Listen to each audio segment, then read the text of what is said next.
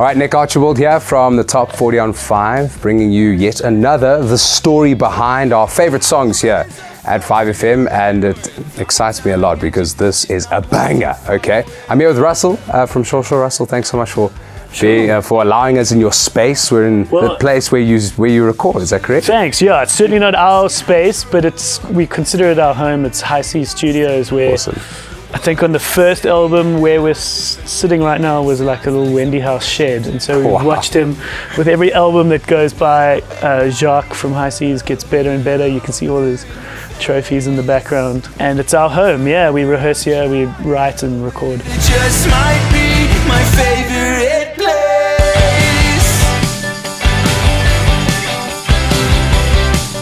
My favorite place.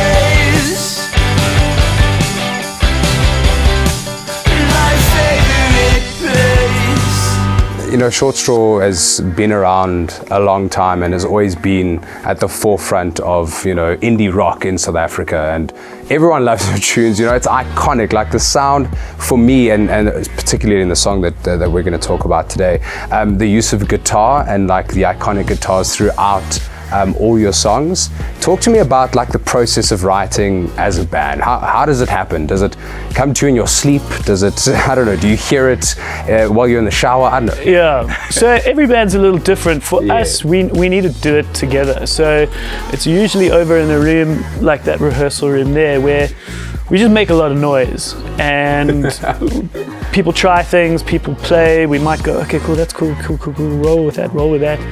And songs can happen quite quickly.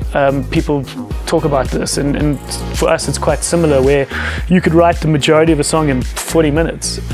Sometimes inspiration just hits a guy like L, who comes up with all our lyrics. Perhaps he's got a couple of lines that he's sort of thought about, that he wedges his way in, but we mold it slowly together.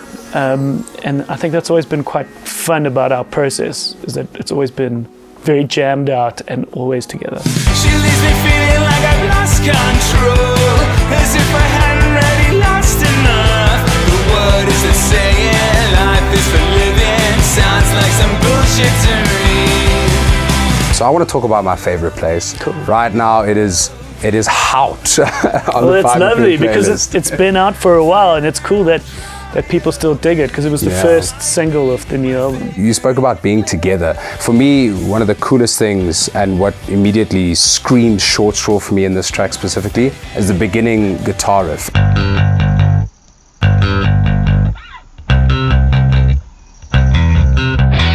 That's my bass guitar. Amazing. That starts that, and we don't have a lot of songs that start with bass. I think there's maybe one other song we've written that starts with a bass line. Wow, so, nice. Yeah, it was exciting that this song was going to start with my bass, which is cool. And where did you come up with that riff? Were you just mucking around with the guys in the studio? I think it was just something that was always in the meat, and then when figuring out how we were going to start, it just felt like a strong, iconic kind of way of starting.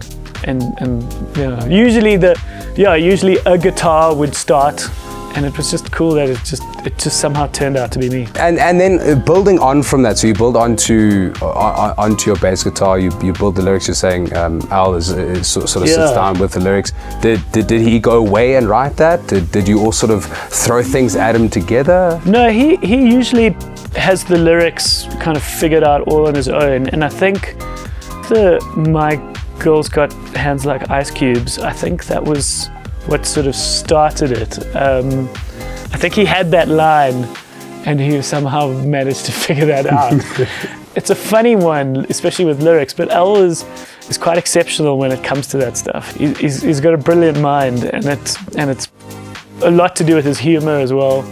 He's quite irreverent. He sort of doesn't really care what anyone else thinks, so you can sort of write this kind of stuff about his wife and get away with it. But at the end of the day, I think what we've always done really well is always played a line between quite a sort of serious romantic love, but also kind of like a cheekiness as well. And I think that kind of comes through, that you can sort of make fun and sort of tease your partner, but at the same time say, like, this is I wouldn't want to be anywhere else. But Exactly. with you. I mean, And this that's kind of is my favorite place. Yeah, and It's amazing, especially with relationships that have been going for many years, like him and his wife. That's what relationships are like. They are that sort of give and take, which is great. It's that back and forth. I mean, every lyric you're like almost in suspense. You're like, okay, what is he going to say next? Because he goes on like a rant, and then all of a sudden he's like, but it's my favorite place. Like good old denial. You're all blue in the face, but this is my favorite place. Yeah, and just like just that it sort of celebrates the strong woman as well. It was also something so nice that,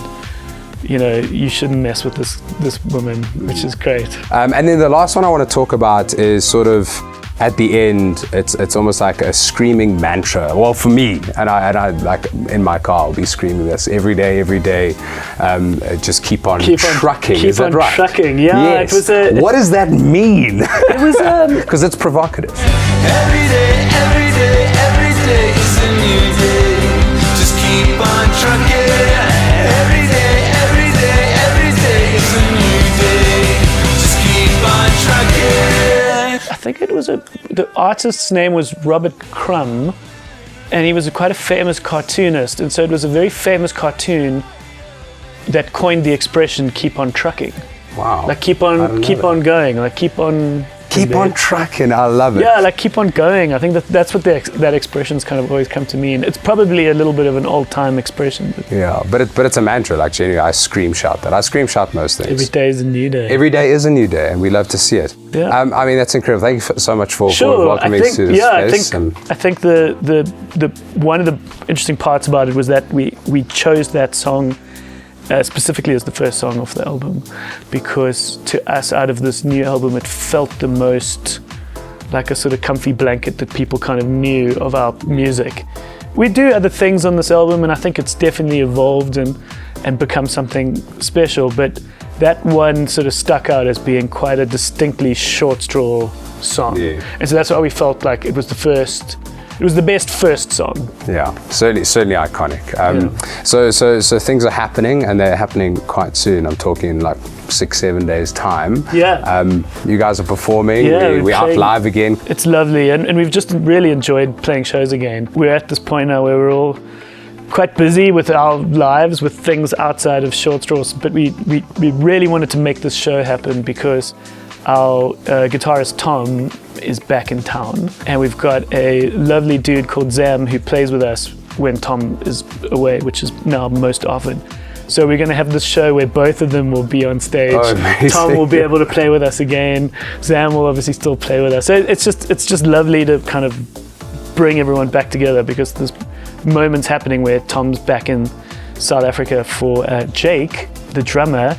It's his bachelor's. Oh, wow. That weekend. So we're going to play a show on Friday, then we're going to survive the next day. You're going to try to survive the next day. As Jake's bachelor's. Yeah. That's incredible. Yeah, it's going to be cool. Yeah. My favorite